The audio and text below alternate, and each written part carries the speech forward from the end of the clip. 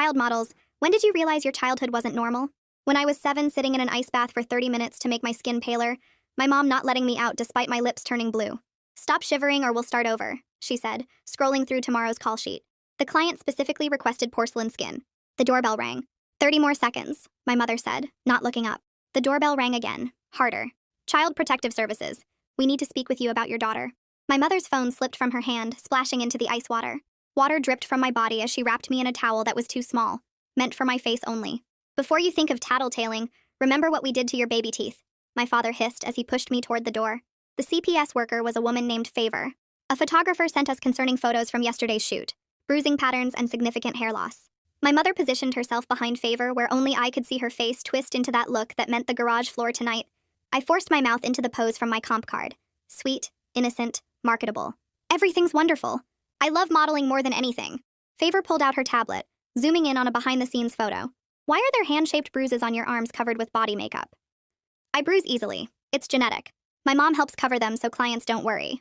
She swiped to another image. And the bald patches? My hand instinctively went to the clips holding my extensions.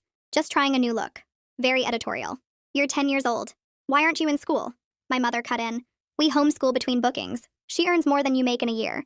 Would you waste time on multiplication tables if you were banking 6 figures? Favor asked to see my schoolwork. My father laughed. We don't waste money on books when she could be practicing her poses. His hand moved to his belt, the way it did when he was about to prove who owned who. Favor's expression hardened. I need to speak with your daughter alone. Absolutely not, my father said. We don't leave her with strangers. Favor held up her badge. Refusing will require me to involve law enforcement. My mother's nails dug into my shoulder through the towel. We'll be right outside, sweetheart, she cooed in her client voice. But her whisper was different. Remember, we made you. We can unmake you. They left the door cracked. I could see my father's shadow. Can you read this consent form? Favor handed me a paper. After 30 seconds of silence, I whispered, I love reading, because that's what normal kids said. Can you write your name? My hand shook holding the pen. I knew it started with an E. Or was it an A? The letters swam like they always did. Everything's perfect here, I said louder, knowing they were listening. Favor leaned close. I'm going to ask your parents for complete privacy now. My father burst in. You can't, I can, and I will. Or we can wait for the police. Your choice. They left. Favor shut the door completely. The click of the lock sounded like freedom. But I could hear them pacing, like caged animals deciding whether to eat their young. Show me where you sleep. I led her to my room, the one with the white furniture and ring light setup. This is lovely. Where do you actually sleep? The lie was right there, but I was so tired. My head hurt from the ice bath. My feet hurt from yesterday's heels. Everything hurt. The garage, I whispered and started crying. She followed me out there. 2 yoga mats on concrete. A space heater that didn't work. My portfolio propped against the wall. My smiling face mocking me from 100 different angles. Favor took pictures of everything. I knew I'd pay for this later. If there was a later. A doctor arrived within an hour. My parents paced outside making calls to my agency, threatening to sue everyone.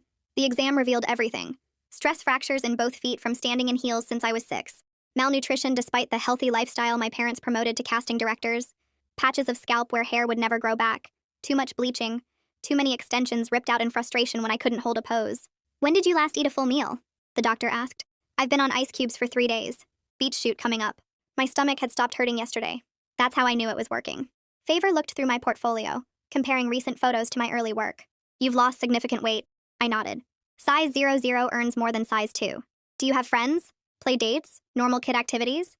I had friends at the agency once, before I started booking too much. My parents said jealousy is bad for business. My voice kept getting smaller. Each truth felt like pulling out another tooth. Favor went to confront my parents while the doctor stayed with me. Through the door, I could hear everything. The explosion I'd been waiting for my whole life. She can't read because you don't send her to school. She's covered in injuries. My father exploded. After what he did next, Favor was never the same. I can't hear anything after the sound of my father hitting Favor. Just this ringing that fills up my whole head like I'm underwater. Someone is screaming and I realize it's my mother. But she's not screaming at him. She's screaming at Favor for provoking him, for pushing too hard, for making him do this. The ringing gets louder and I watch Favor crumple against the doorframe, her body sliding down slow like she's melting. Blood spreads across her forehead in a line that looks too bright, too red, like the lipstick clients wanted me to wear for holiday campaigns. I think this is my fault for not being good enough at pretending everything was wonderful, for letting her see the garage, for answering questions wrong. If I'd just performed better, held my smile longer, said the right things in the right order, none of this would be happening. A neighbor must have called 911 because suddenly there are police everywhere. Their radios crackling with codes I don't understand. Numbers and letters that mean something to them but sound like another language to me. My father is face down on the lawn with handcuffs on, still yelling about his rights and how we're a respectable family, how this is all a big mistake. Grass stains spread across his white shirt, and I think about how mad he'll be later about the stain, about the dry cleaning bill. My mother switches to her client voice, the one that books jobs and charms casting directors, telling officers this is all a big misunderstanding while her eyes lock onto mine and promise me the garage floor forever if I say one true word. Her face does two things at once, smiling at the officers while her eyes go flat and cold at me, and I know that look better than I know my own reflection. An ambulance takes Favor away on a stretcher with an oxygen mask over her face, and I can see blood soaking through the white bandage they wrapped around her head. A female officer kneels down to my level, her knees cracking, asking if I'm hurt, if anyone touched me, if I need medical help. I automatically smile my comp card smile, the one that's supposed to look sweet and innocent and marketable and say I'm perfect. Everything's perfect. I'm fine. She doesn't smile back, just stares at me like she can see through the performance and wraps a blanket around my shoulders, even though it's not cold outside. They put me in a police car, but I'm not in trouble, the officer explains. They're just taking me somewhere safe while they figure everything out. I don't know what safe means anymore because the garage was supposed to be temporary, and temporary turned into 2 years, and my parents were supposed to love me, and love turned into ice baths and pulled teeth. The hospital exam room is too bright. Fluorescent lights like a photo shoot, but wrong, buzzing overhead in a way that makes my head hurt worse. A doctor with kind eyes and gentle hands documents every injury while I stare at the ceiling tiles and count them to keep from thinking about Favor's blood. 26 tiles with little holes in them like someone poked them with a pencil over and over. The doctor writes things down and takes pictures and measures things with tools that beep. And someone says 32 stress fractures in both feet. Malnutrition severe enough that they wanted to admit me, except they need the bed for Favor. The doctor's voice gets quieter when she photographs my scalp, pulling back the extensions to show the bald patches where hair got ripped out. So many times the roots just gave up. She asks who did this like she doesn't already know the answer is me for not holding poses long enough, for fidgeting during 12-hour shoots, for being difficult when clients needed perfection. They take me to an emergency shelter that night where everything smells like industrial cleaner, that sharp chemical smell that burns the inside of my nose and makes my eyes water. The bed has a real mattress, not concrete, but my body doesn't know how to sleep without cold seeping up through my spine. I lie there waiting to shiver, waiting for my mother's voice to say 30 more seconds, but it doesn't come, and somehow that's worse. Other kids are crying in other rooms, and I want to tell them to stop shivering or we'll start over, want to warn them that crying ruins your face and ruins your booking rate. But that's my mother's voice in my head, and I bite my tongue until I taste metal, that copper penny flavor that means I bit too hard. Morning comes too bright through windows without blackout curtains, and a woman brings me clothes that aren't designer, just soft and clean and normal. She tells me Favor is in the hospital, stable but hurt, and I hear myself ask if it's a skull fracture before I can stop the words from coming out. The woman's face changes, her eyebrows pulling together, and she asks how I knew that, how I knew what kind of injury to expect. I realize I wasn't supposed to hear the whispered conversations last night between staff members talking outside my door, wasn't supposed to understand that my father might have killed someone because I couldn't perform well enough to keep him calm. A detective with a gentle voice and a notebook sits across from me in a room full of toys I'm too old for, stuffed animals and blocks meant for little kids. He asks questions I've been trained to deflect, questions about home and school and how my parents treat me. I open my mouth to say everything's wonderful, to perform the script I've memorized, but instead I hear myself say, I don't know how to answer that, which feels like the first true thing I've said in years. He asks if I'm afraid, and I perform my smile, the one that's supposed to make adults feel better, but I watch his face fall instead of relax.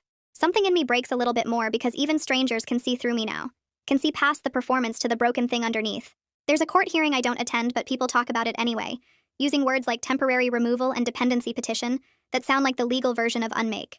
Someone tells me my mother's lawyer argued this is overzealous intervention, that I'm a successful child with opportunities most kids never get, conveniently forgetting to mention the garage or the ice baths or the baby teeth pulled early because a client wanted a gap-toothed look for a campaign. The judge orders me placed in foster care pending investigation, and I don't know if that means I'm safe or just a different kind of owned. If foster care is another version of the garage with different rules, I'll have to learn. Marlena's house smells like coffee and something baking, nothing like the garage or the chemical smell of hair products and bleach that I'm used to. She shows me a bedroom with a door that locks from the inside, not the outside, and hands me a towel that actually wraps all the way around my body instead of just covering my face. I stand in the bathroom holding that towel and cry for the first time since the ice bath. Great ugly sobs that would ruin a shoot and cost us the booking. No one yells at me to stop. No one threatens to start over. No one tells me I'm wasting time that could be spent practicing poses. Breakfast is scrambled eggs and toast. Real food that smells warm and normal. And my stomach cramps so hard I double over because I've been living on ice cubes for 3 days preparing for a beach shoot that will never happen now. Marlena doesn't push, doesn't force me to eat or threaten me with the garage, just wraps the eggs in foil and says they'll be here when I'm ready. I eat them cold an hour later in tiny bites that my body barely remembers how to process, my stomach confused by actual food after so long on nothing. She tells me it's okay to go slow, and I almost don't believe her because slow has never been okay before. Slow meant starting over. Slow meant the garage floor. Slow meant my father's belt and my mother's disappointed face and losing bookings to girls who could hold poses longer. The next morning, I wake up shivering even though the room isn't cold, my body remembering concrete under yoga mats instead of this soft mattress. Marlena makes pancakes, and I eat 3 bites before my stomach cramps, still confused by real food after days of ice cubes. She wraps the rest in foil without saying anything, and I watch her move around the kitchen, waiting for the moment when she gets tired of me being broken. On my second day, she goes to the garage to get boxes of holiday decorations, and I freeze completely in the doorway, my whole body locking up like someone hit pause on a video. My breathing stops and I can smell concrete and hair glue and the cold that never left even with the space heater running. Marlena looks back at me and her face changes, not angry or annoyed, just understanding. She sets the boxes down and picks them up again, carrying them past me to the attic ladder instead. She doesn't ask what's wrong or make me explain or tell me I'm being difficult. She just climbs the ladder with the boxes, and I stand there thinking, maybe this is what safe means. This feeling of someone adjusting their world to fit around your broken pieces, without making you apologize for being broken. Later that day, someone comes to take my phone, the one my parents gave me that they monitored every second. I hand it over, and suddenly I can't check my comp card comments or scroll through my agency's Instagram or read the client feedback that told me if I was good enough to keep. The silence feels like failure, like I'm disappearing without constant proof that I'm marketable. I catch myself staring at my reflection in the bathroom mirror that afternoon, tilting my head to find my best angle, sucking in my stomach even though no one's watching. Marlena walks past and stops, comes back, leans against the doorframe. She suggests maybe I could just look at my face without performing for it, says it so gently like she's offering instead of criticizing. But I don't know how to do that. Don't know how to see myself without assessing my commercial value, without checking if my smile is symmetrical enough, or if my skin looks clear enough to book. I turn away from the mirror and she doesn't push, just squeezes my shoulder and walks away. New clothes arrive the next day, delivered in plain bags without designer labels. Marlena pulls them out and there are no size tags, no brand logos, just soft fabric in colors I've never worn because pastels photograph better than jewel tones. I hold up a navy blue sweater and immediately check the mirror to see if I look marketable in it. My brain does this automatic calculation, this assessment of whether this color makes me bookable or forgettable. Marlena asks what I'm thinking, and the truth comes out before I can stop it. I tell her I don't know if I'm pretty enough without the right clothes, and her face does something that makes me wish I could take the words back. She looks so sad, not disappointed in me, but sad for me, and I realize that's somehow worse. School enrollment happens on a Thursday, and the paperwork asks for my name in a blank line. I stare at it for 30 seconds, the pen shaking in my hand. I know it starts with an E, or maybe an A, or maybe something else entirely. The letters swim and rearrange themselves like they always do, like they're mocking me for being too stupid to know my own name. The intake counselor watches me not write anything, and her face does that thing adults' faces do when they realize how bad it really is. I automatically say I love reading because that's what normal kids say, but we both know it's a lie. She takes the pen from me gently and asks me to tell her my name out loud, then writes it for me. I watch the letters appear and try to memorize them, but they're already scrambling in my brain. My first therapy appointment is the next day with Cal, who has kind eyes and an office that smells like coffee instead of hairspray. But there's a ring light in the corner and my chest gets tight the second I see it. All the air leaves the room and I'm 7 again, standing under hot lights while someone adjusts my chin angle. Cal notices me staring and asks if I want him to move it. I can't answer because no one has ever asked me what I want in a room with lights before. No one has ever treated my comfort like it matters more than the shot. He moves it anyway without waiting for my answer, unplugs it completely and puts it in a closet. Something in my chest loosens enough to breathe and I sit down in the chair he offers. That night I lie in Marlena's guest room, my room she keeps saying, like I'm allowed to claim space. I remember my mother's whisper from that first day, remember her saying, "We made you, we can unmake you." I catalog all the ways they threatened to unmake me over the years. The baby teeth pulled early for a gap-toothed look. The ice baths to make my skin paler. The garage floor when I couldn't hold poses long enough. The food withheld when I couldn't fit into sample sizes. The extensions ripped out in frustration when my hair didn't photograph right.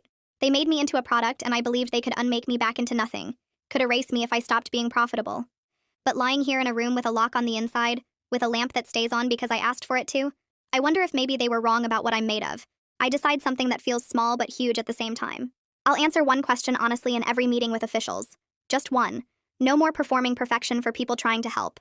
It's a tiny rule, barely counts as rebellion, but it feels like taking back one small piece of myself. The next morning when Marlena asks how I slept, I say bad. I kept waking up cold, instead of great thank you. I watch her face shift into understanding instead of disappointment, and realize honesty doesn't always lead to punishment. My first day at actual school is terrifying in ways photo shoots never were, because there's no script, no one telling me where to stand or how to smile or what expression to make.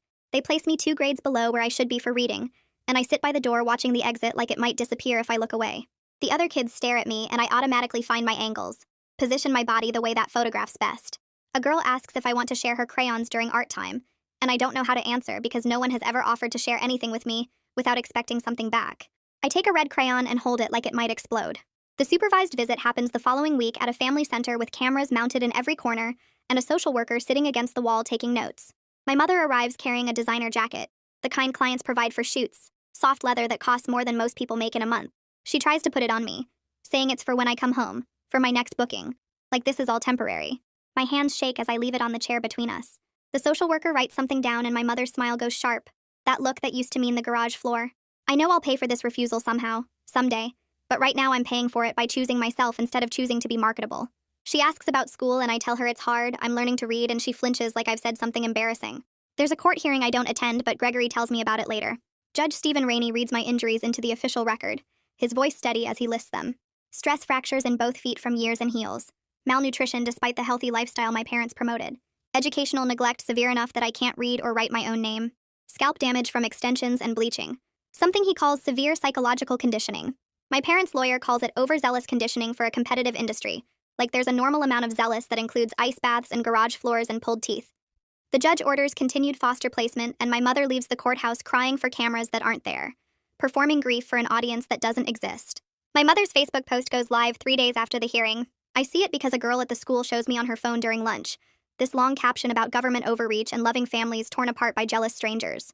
My old modeling photos fill the post, dozens of them. Me in designer clothes with perfect hair and that comp card smile. The comments explode within hours. Strangers argue about whether I look thin or abused, whether my parents are heroes or monsters, whether CPS destroys families or saves children. Someone shares it to a mommy blogger group, and suddenly it spreads to people who have opinions about my body, my face, my life. Kids at the school whisper when I walk past their tables. I hear fragments like, "That's her," and "I saw the post," and my mom says, "I want to fold myself smaller, and smaller until I disappear completely. Want to go back to the garage where at least the rules were clear and I knew how to survive them." My hands shake through the rest of lunch and I can't make them stop. After school, I go straight to my room and curl up in the corner, making myself as small as possible like I used to do when my mother was angry. Marlena finds me there 20 minutes later. She doesn't ask questions or try to fix it with words. She just sits down next to me on the floor and breathes slowly, in and out, until my breathing starts to match hers. We sit there for maybe 30 minutes. My panic passes gradually, like water draining from a bathtub, and I remember how to breathe normal again. The photographer's official statement comes through the detective a week later. Gregory tells me about it during one of our check-in meetings. The photographer provided behind-the-scenes photos I never knew existed, shots showing the bruises under my body makeup and my hair falling out in clumps between takes. I try to remember his name, but I can't. There were so many shoots, so many strangers positioning my body for better angles, adjusting my chin or moving my hands, or telling me to look more natural. He was just another adult in a room full of adults who saw me as a product. But he saw something else too. He saw enough to take photos and send them to CPS and give a statement that could be used in court. I don't know what to do with this information. My whole life I believed everyone benefited from my pain, that every adult in every room was complicit in keeping me marketable and quiet. This complicates everything. Cal says during our next session that complication is actually growth, that learning the world has more nuance than I thought is progress. But it feels like losing the only map I had. If some adults helped and some adults hurt, how do I know which is which? How do I trust anyone when the rules keep changing? Cal doesn't have easy answers. He just sits with me in the confusion and says that's okay. That not knowing is part of healing too. Marlena has a house rule about bathroom doors. They can't be locked for more than 5 minutes because of some foster care thing about safety checks. I don't think about it much until the first time she knocks. I'm in the shower and I hear the knock, and suddenly I'm not in Marlena's bathroom anymore. I'm back in the garage. I'm back performing for clients who wanted access to everything, who treated my body like property they'd paid to see. I'm back being a thing without boundaries, a product without rights. My breath comes too fast and I can't slow it down. I slide down the shower wall and sit on the floor with water pouring over me. Marlena hears me breathing wrong. She opens the door just a crack and asks if I'm okay. I can't answer. She comes in and sits on the bathroom floor outside the shower, doesn't try to touch me or make me come out, just sits there and talks in this calm voice. She explains we can adjust the rule. We can find another way to keep me safe that doesn't feel like being watched. She says rules can bend around trauma instead of breaking people into pieces to fit them. We sit there until the water runs cold. Later, we make a new rule together. The door can stay locked as long as I need, but I have to answer if she knocks. Just say something so she knows I'm okay. It's a small change, but it feels huge. I'm learning that safety doesn't have to mean giving up all privacy, that protection and boundaries can exist together if someone's paying attention to the difference. The nightmares start around week 3. They're always the same. I smell acetone from hair glue, that chemical smell that used to fill the bathroom before shoots. My mother's hands pull extensions tight enough to make her. She's saying 30 more seconds while my scalp bleeds. I'm 7 and I'm 10 and I'm every age I've ever been that involved her hands in my hair. I wake up gasping, my hands clawing at my head like the extensions are still there. Marlena appears in my doorway within seconds. She has a kit Cal gave us, this small box full of different things. She sits on the edge of my bed and opens it. There are little bottles with different scents, textures to touch, things that feel silly until they work. She teaches me to smell the lavender first, then count the cracks in the ceiling. 1 crack, 2 cracks, breathe, 3 cracks. I count 19 cracks total. She shows me how to press my thumb into the textured stone in the kit, how to feel the rough surface against my skin. The nightmare loosens its grip slowly. My breathing evens out. Marlena stays until I fall back asleep. The nightmares keep coming, but I get better at using the tools. I learn that waking up is different from surviving, that I can pull myself out of the past instead of drowning in it. Some nights I still smell the acetone, but now I can smell the lavender too, and the lavender is stronger. A reading person named Cami comes to do testing. She works with kids like me, kids who fell through the cracks. She sits across from me with a bunch of papers and asks me to read different things. The letters swim and flip like they always do. B becomes D, P becomes Q, words rearrange themselves into nonsense. After an hour, she uses terms I don't fully understand. Severe something and complete educational neglect. She explains my brain isn't broken, just different. The letters swim because of something called dyslexia, not because I'm stupid like I always thought.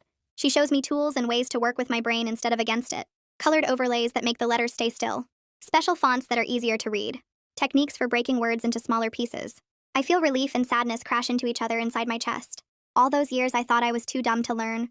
All those times I failed to read scripts or call sheets and my parents got angry. It wasn't me being broken. It was them never teaching me, never getting me help, never caring if I learned anything except how to pose. Cami explains that my parents needed me unable to read, needed me dependent on them to understand contracts and booking details and money. They kept me dumb on purpose so I couldn't see what they were doing. The anger comes later, after Cami leaves. I'm angry at them for stealing my education. I'm angry at myself for believing I was worthless. I'm angry at every adult who saw me struggle and did nothing. The bone doctor says no more heels. Ever. He's serious about it. Makes me understand this isn't a suggestion. He fits me for these ugly medical boots called CAM boots. They're bulky and graceless. Nothing like the beautiful shoes I wore for shoots. I stare at them sitting on the exam table. Those heels made me tall and elegant and worth booking. They made me look older, more professional, more valuable. These boots make me look like exactly what I am, a kid with broken feet. The doctor explains what the boots mean. Walking without pain later. Running maybe. Jumping. Normal kid things. I realize I've never run anywhere in my life except toward a camera. I've never jumped except when a photographer told me to jump and hold the pose midair. I've never done anything with my body just because it felt good. The boots feel like losing the last piece of my value. But maybe they're actually freedom. Maybe walking without pain is worth more than looking marketable. Maybe running toward nothing is worth more than posing for everything. I wear the boots out of the doctor's office. They're heavy and awkward. Marlena asks how they feel, and I tell her the truth.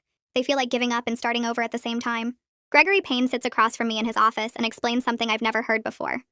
I have the right to say no. Not just to big things, but to everything. To questions from lawyers. To requests from social workers. To anyone who wants information I'm not ready to give. Just the word no, nothing else. I say it once and it comes out like a question. He tells me to try again. Number, again, number. He has me say it 17 times in a row. Each time it feels a little less like breaking a rule and a little more like using a tool I'm allowed to have. By the 17th no, I'm saying it with my whole chest. Gregory smiles like I've done something amazing. He explains this is what people mean when they talk about rights.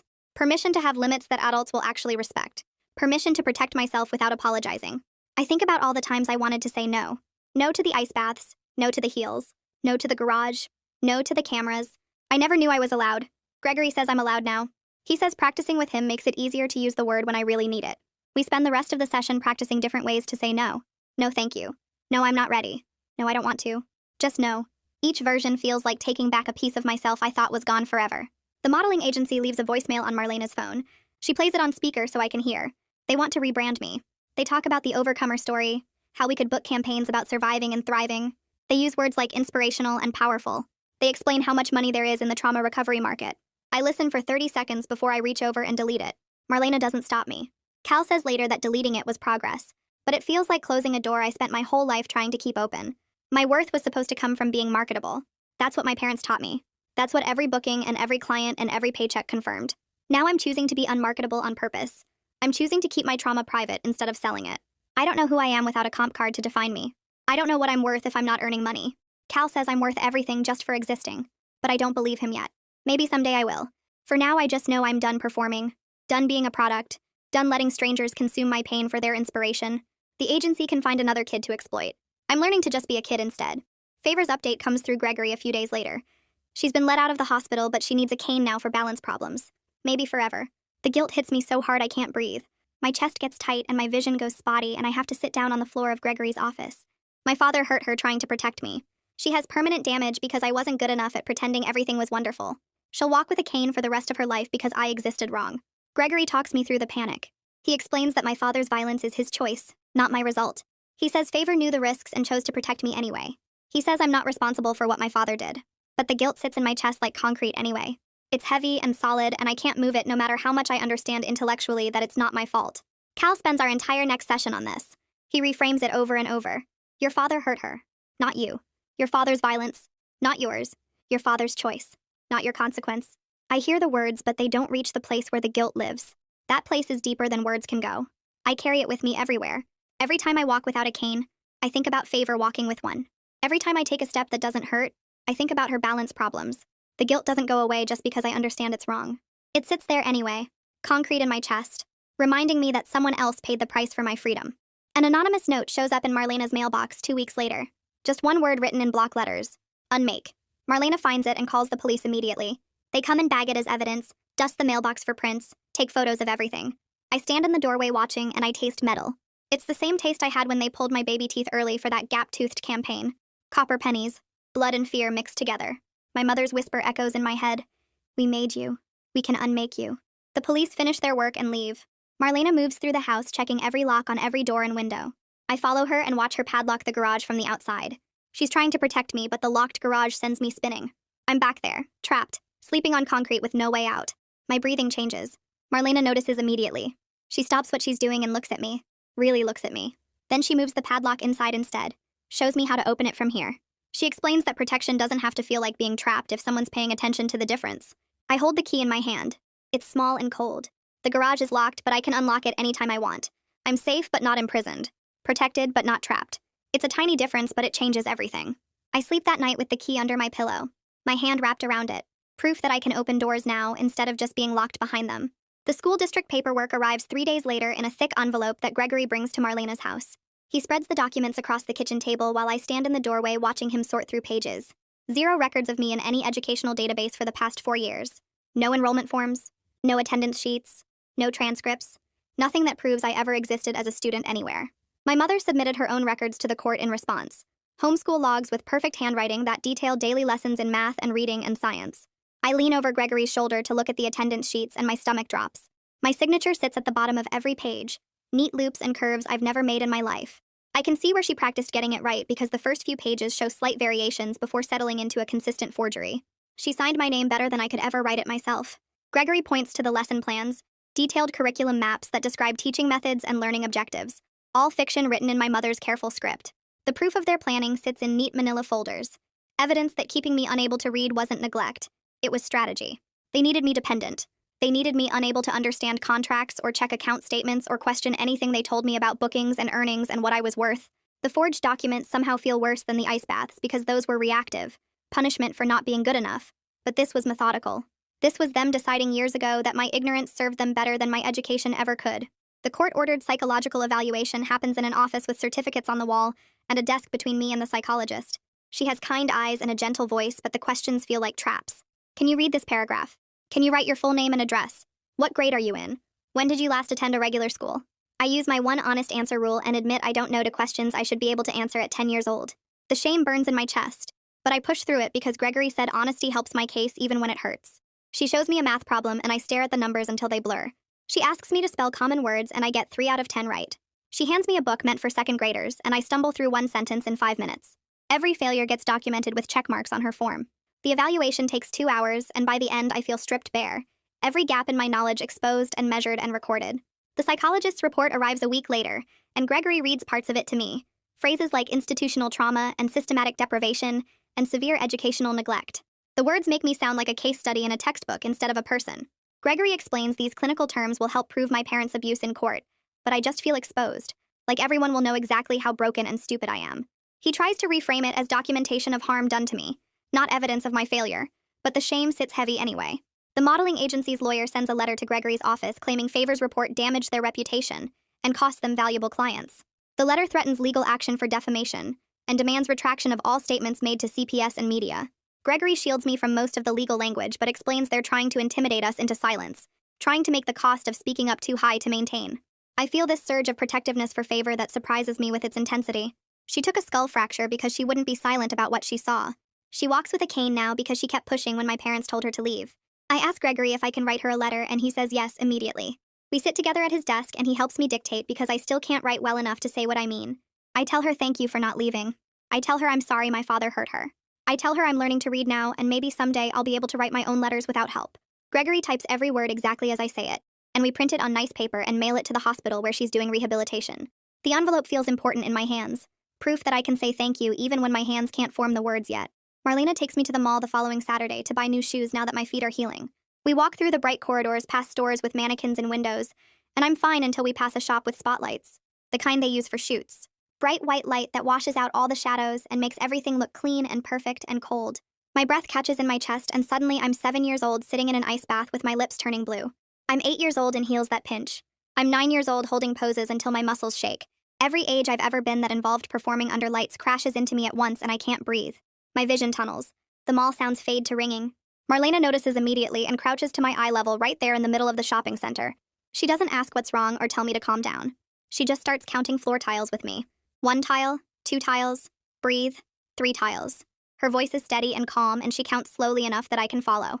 4 tiles, 5 tiles, breathe, 6 tiles. People walk around us and stare, but Marlena doesn't care. She stays crouched at my level counting tiles until my breathing slows and the tunnel vision fades. 7 tiles, 8 tiles, breathe, 9 tiles. When I can finally speak, I whisper sorry, and she says there's nothing to apologize for. We sit on a bench for 20 minutes while I come back to myself and she doesn't rush me or act embarrassed. Public panic doesn't mean private shame if someone's willing to sit in it with you. The dermatologist appointment happens on a Tuesday afternoon. She needs to document my scalp damage for the medical records that will go to court.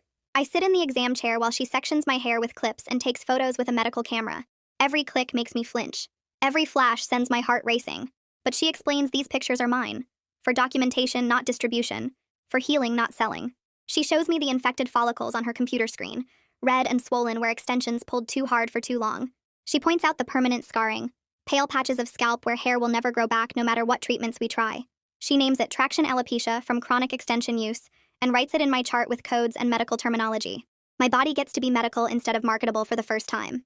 Gets to be a patient instead of a product. She prescribes treatments for the infected areas and recommends a specialist for the permanent damage and treats my scalp like it matters beyond how it photographs. I cry in relief at being seen as something that deserves treatment rather than something that needs better lighting. The dermatologist hands me tissues and doesn't tell me to stop crying because it ruins my face. A neighbor kid knocks on Marlena's door the next day and asks if I want to draw chalk pictures on the driveway. I stand in the doorway frozen because I don't know how to play. Don't know what kids do when there's no camera and no client and no one directing the activity. The kid has a bucket of colored chalk and starts drawing without waiting for my answer. I watch from the porch as a lopsided dinosaur takes shape on the concrete. The kid looks up and asks if I'm coming and I step down slowly. I start to pose automatically, finding my angles even though there's no camera, turning my face to catch light that doesn't matter. The kid looks confused and just keeps drawing. I sit down on the warm driveway and pick up a piece of chalk. I draw my medical boots, the ugly ones that are helping my feet heal. I make them bright purple even though the real ones are gray. I add stars on the sides because I can. The kid looks over and says cool boots like they actually are cool, like my drawing has value just because I made it. It's the first picture I've ever created that wasn't for someone else's eyes. The first art that doesn't have to be marketable or perfect or anything except mine. The placement review hearing happens 2 weeks later in the same courthouse where all my other hearings have been. They mention possible move if safety risks escalate and my whole body prepares to perform perfection. To be easy and grateful and marketable enough to keep. To smile the right way and say the right things and prove I'm worth the trouble. But I remember Gregory's lessons about saying no. I remember Cal's teaching about authentic needs. When the judge asks if I have anything to add, I speak up before I can lose my nerve. I need to keep the bedroom lamp on at night. This tiny need that feels huge to voice. This small request that could make me seem difficult or demanding or not worth keeping. The judge writes it down in his notes like it matters. Marlena squeezes my hand under the table. The court approves the lamp staying on along with continued placement, and I learn that asserting needs doesn't always lead to punishment. Sometimes it just leads to a lamp staying on. Sometimes people adjust their rules to fit around your broken pieces instead of breaking you further to fit their rules. Gregory receives a package at his office from a stylist who worked several of my shoots years ago. Inside is a USB drive with behind-the-scenes footage she's been carrying guilt over since I was 7. Gregory previews it first and decides I shouldn't watch it. I trust his judgment. But I agree to describe what breaks were like on set, because my testimony helps build the case. Gregory records my voice while I explain. Standing still between takes. No sitting because it wrinkles clothes. No eating because it bloats and shows on camera. No bathroom because it wastes time and annoys clients. Just standing and waiting to perform again. My feet hurting in heels. My stomach empty and cramping. My mother's voice reminding me that complaining costs bookings. I hear my own voice explain my childhood like it happened to someone else. Like I'm describing a character in a story instead of my own life. Gregory says that dissociation probably saved me. That being able to separate myself from the experience is how I survived it. The recording goes into evidence, and I try not to think about strangers listening to my voice explain what breaks meant in my world. The detective calls Marlena's house 3 days later with news that changes everything. He obtained text messages between my parents from the week after my removal. They were planning to take me back after court, discussing which relatives have addresses CPS doesn't know about, mapping out how to disappear with me before the system could stop them. The texts are evidence of ongoing threat, and the judge responds immediately. Tighter bail conditions, GPS monitoring for both parents, increased security protocols around all my locations. Marlena sits with me while she explains the new safety measures, and I feel simultaneously validated and terrified. My fear wasn't paranoia. They really were planning to unmake the rescue. Really were scheming to take me back to the garage and the ice baths and the shoots that never end. Being right about danger doesn't make you less endangered. It just proves the threat was real all along. School goes into soft lockdown the following Monday. My parents were spotted in the parking lot during morning drop-off, violating the restraining order, standing by the fence watching students arrive. Suddenly there are protocols with my name attached to them. Teachers I barely know move me to an interior classroom with no windows facing the parking lot. The principal calls police while I sit at a desk that isn't mine, surrounded by kids who stare. I think about how much trouble I am, how much space my fear takes up, how many people have to adjust their day because I exist wrong. The lockdown lasts 40 minutes until police arrive and verify my parents are gone. My regular teacher walks me back to my classroom, and the other students whisper when I pass. Cal reframes it later in our session. People are choosing to protect you, he says, choosing to take your safety seriously. But in the moment, it just feels like being the problem everyone has to solve. Like my existence creates chaos that spreads to everyone around me. Like maybe my parents were right that I'm more trouble than I'm worth. That same afternoon, Marlena sits me down in the kitchen and explains we have to move tonight. The detective called with intel that my parents hired someone to track my location, and the current address is no longer safe. I have 10 minutes to pack what matters most. I run to my room and grab the chalk dinosaur photo from the driveway, the one the neighbor kid drew with me. I take Marlena's oversized mug that I use for hot chocolate every night. I reach for the homework on my desk, half-finished spelling words, and my hand stops because I know I have to leave it behind. The bedroom where I finally learned to sleep without waking up cold every hour gets left behind too.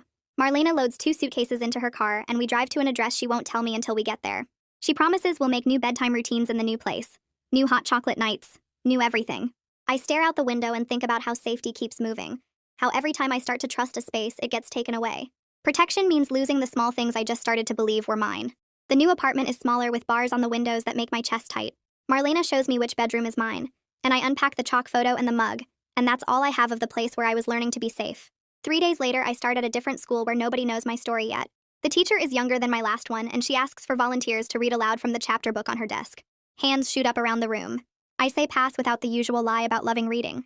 It feels like progress, but also like failure because everyone else volunteered and I'm still the broken kid who can't do basic things. The teacher nods and moves on without making it weird. After class, I meet with Cami in a small room with alphabet posters, and she hands me a simple book with big letters. I read one full sentence out loud, stumbling over every single word, sounding them out like I'm 5 years old instead of 10. Cami takes a photo of the page and tells me this is remarkable. I want to explain that kindergartners do this easily. That remarkable should mean something harder. But she's genuinely celebrating like I've accomplished something worth remembering. I let myself feel proud for maybe 5 seconds before the shame crashes back in. The next week, Gregory calls Marlena's phone and asks if I'm ready to give my statement for the criminal case. He outlines every option in careful detail. I can testify in court or not. I can do video recording or in person.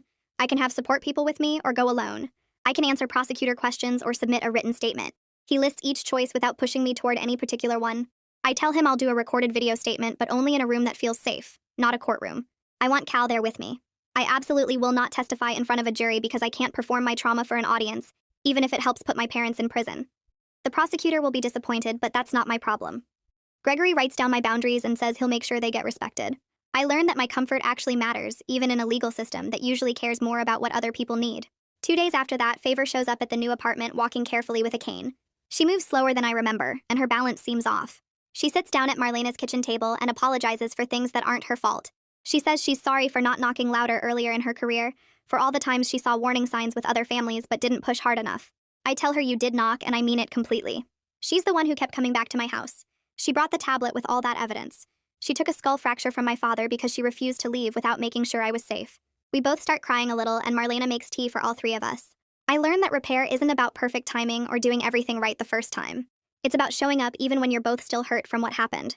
The following Tuesday, I have my regular therapy session with Cal. I tell him something I've never said out loud to anyone. When I was 6, my parents took me to a dentist who pulled 4 of my baby teeth early because a client wanted a gap-toothed look for some campaign. Cal's face does something complicated. Not quite anger, but close to it. He writes something down and says he's making a referral to a dental specialist. I realize that some of my pain got so normalized I didn't even know it counted as abuse. The dentist examines my mouth 2 weeks later and explains the permanent damage to my adult teeth from those premature extractions. My bite is wrong. Some teeth came in crooked because they didn't have the baby teeth to guide them properly. I add this to the growing list of ways my body got treated like raw material instead of a child who needed protection.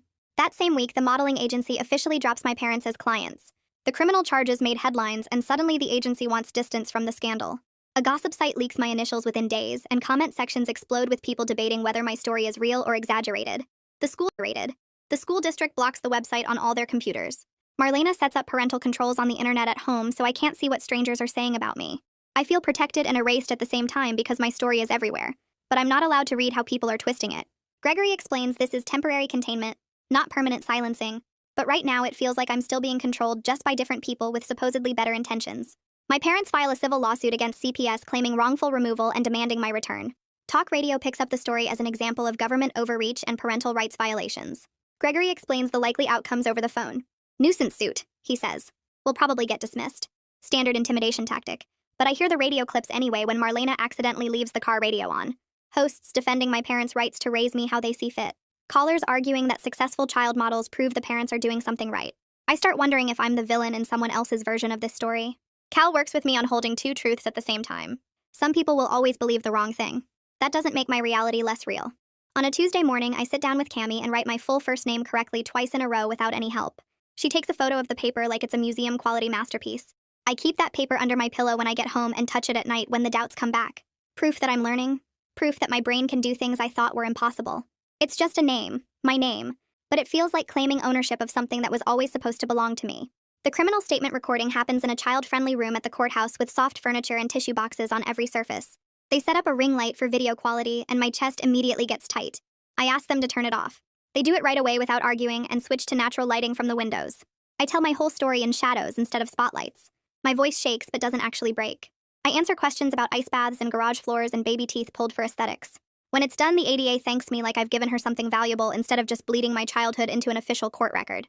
3 days later, a package arrives at the new address that nobody except Gregory and the court system should know. Inside are my old modeling shoes, the expensive ones with the designer label and the heels that are too high for a 10-year-old. There's a note tucked inside one shoe that says 30 more seconds. Police bag everything as evidence and dust for fingerprints. They match my father's.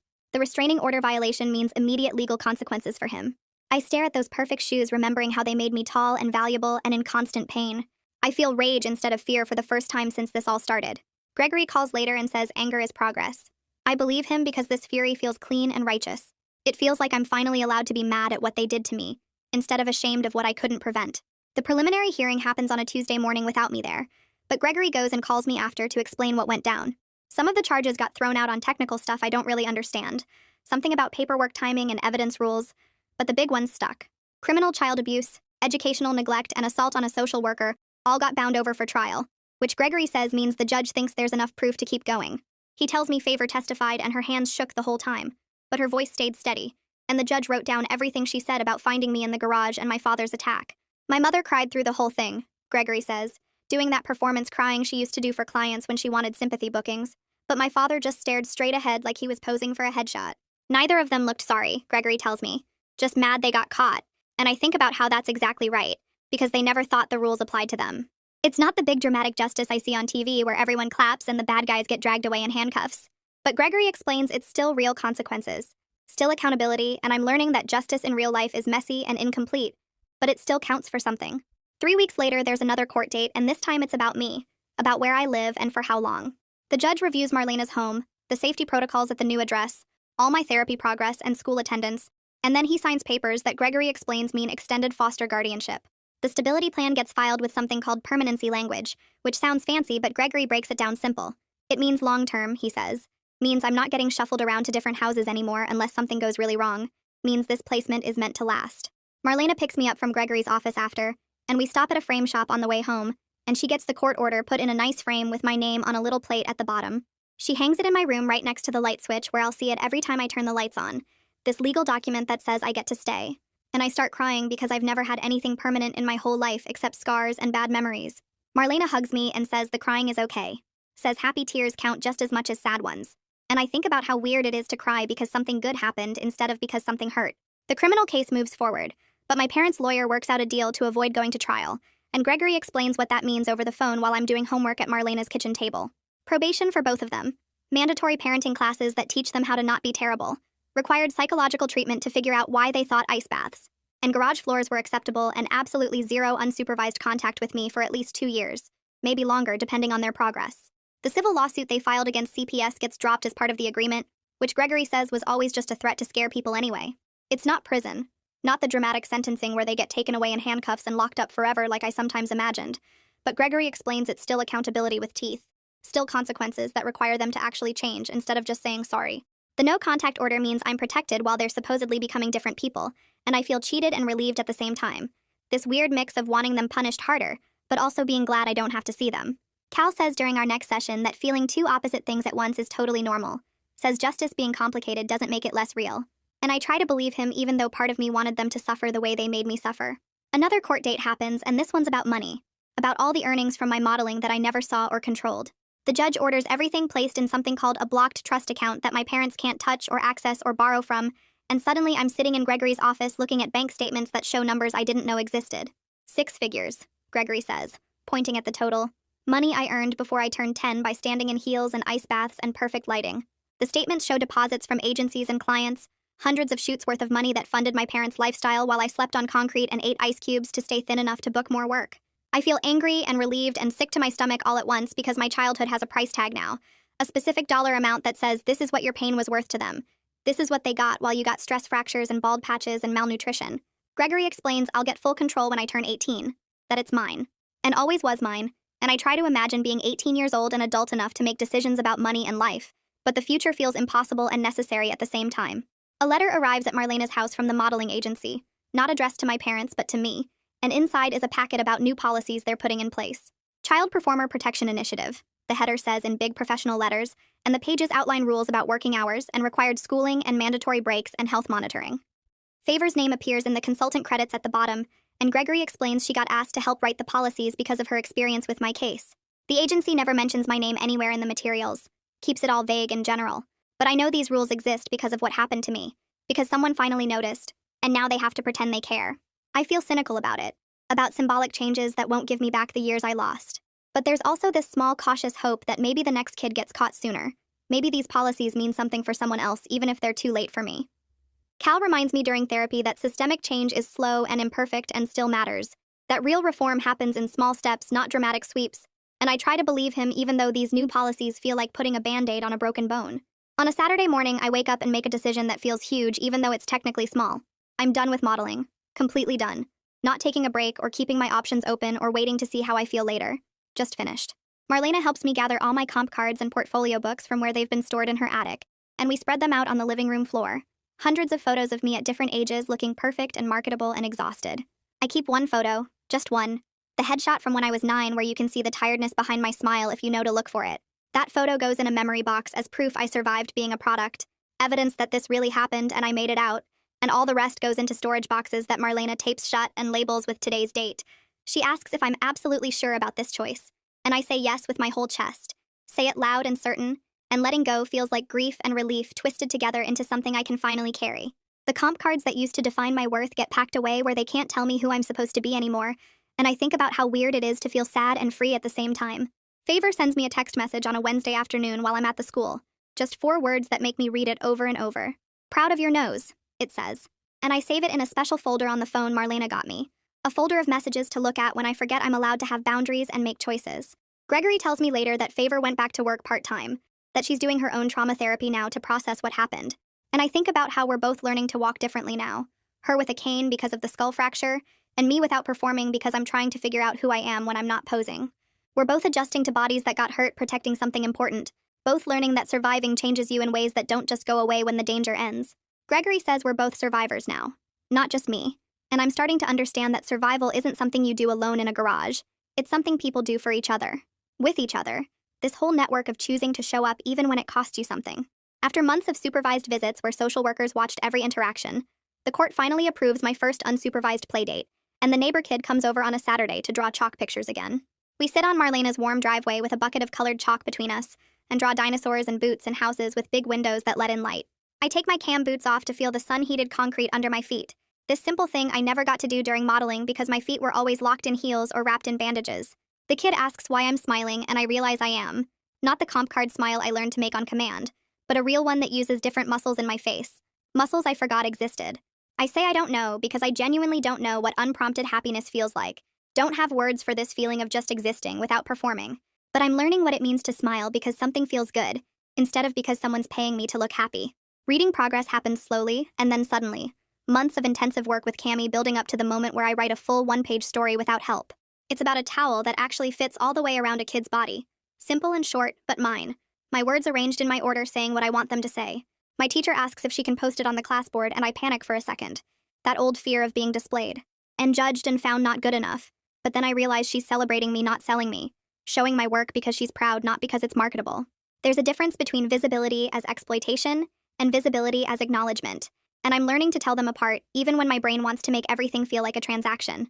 The story stays up for 2 weeks, and kids tell me they liked it. Just casual mentions in the hallway or at lunch. And I'm learning that being seen doesn't always mean being consumed. Sometimes it just means people noticed you did something and thought it was good. The orthopedist clears me to stop wearing cam boots after months of healing and building strength in feet that spent years compressed in heels. Marlena takes me shopping for real shoes. Sneakers I get to pick based on how they feel instead of how they photograph. And we walk through the store looking at options. We pass a display of heels and I stop completely. Frozen.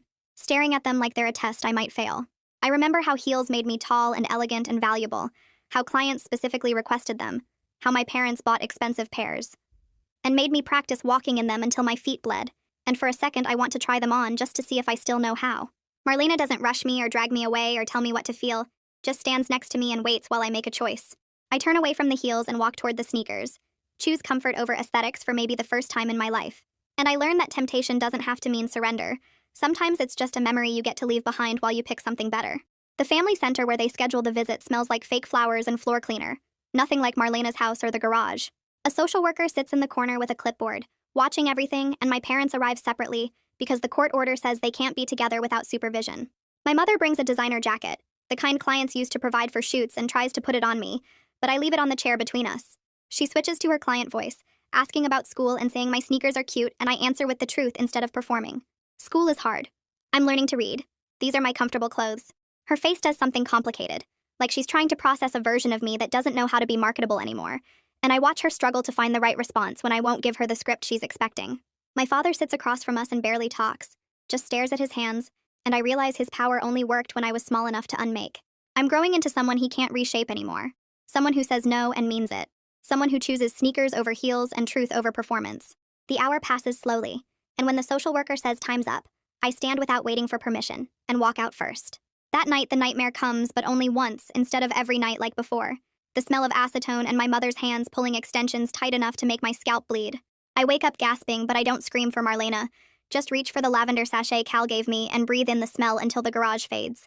I count ceiling cracks, 1 through 17, and touch the textured blanket Marlena bought specifically because it grounds me.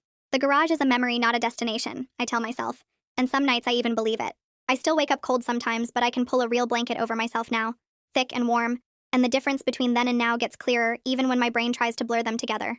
On Tuesday, we're walking to the library when I see it. My own face on a billboard from 2 years ago. Some campaign still running even though I don't model anymore. My breath stutters in my chest and I stop walking completely, frozen on the sidewalk staring up at that girl who looks happy. I remember that shoot. Remember the ice bath that morning to make my skin pale enough. Remember my mother yelling between takes because I couldn't hold the pose long enough.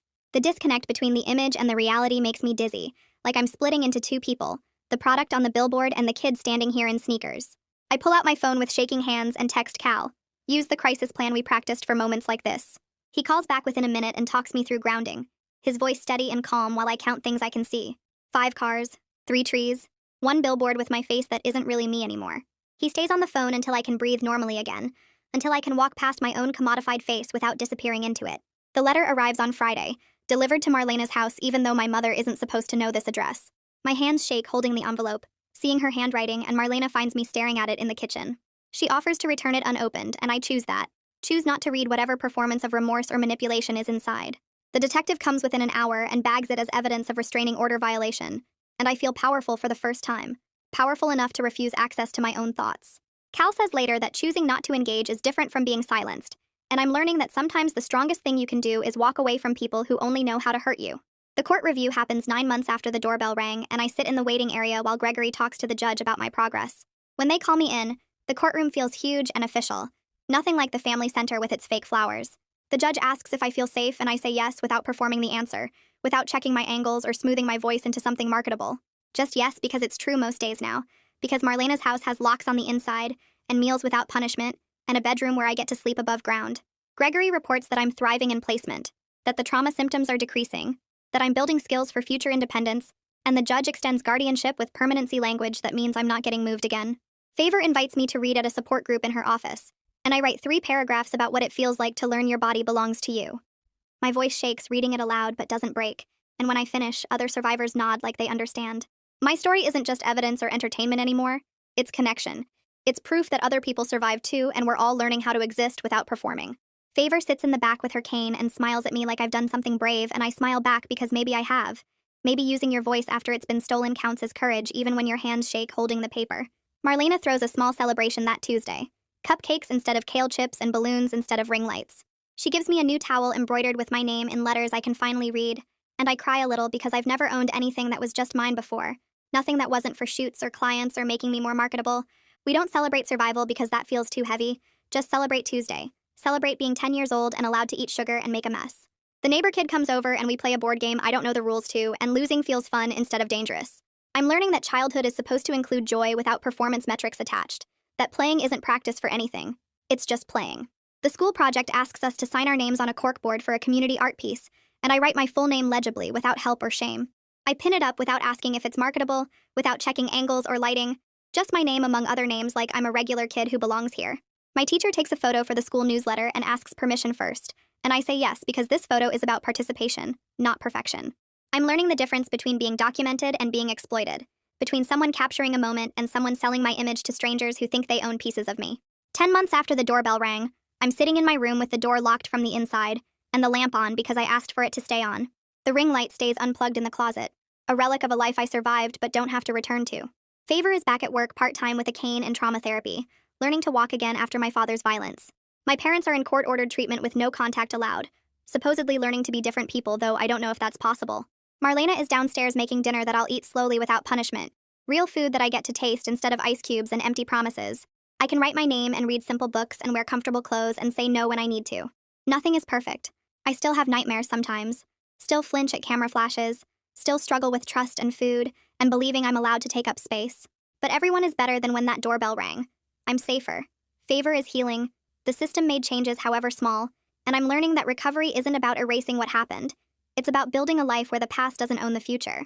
I'm 10 years old and learning to be a child instead of a product, and some days that feels like enough. That's where we'll wrap up for today. I know these stories can be heavy, but they're important to share. If you felt something while listening, go ahead and leave a like. Subscribe if you want more stories that stick with you. See you next time, friends.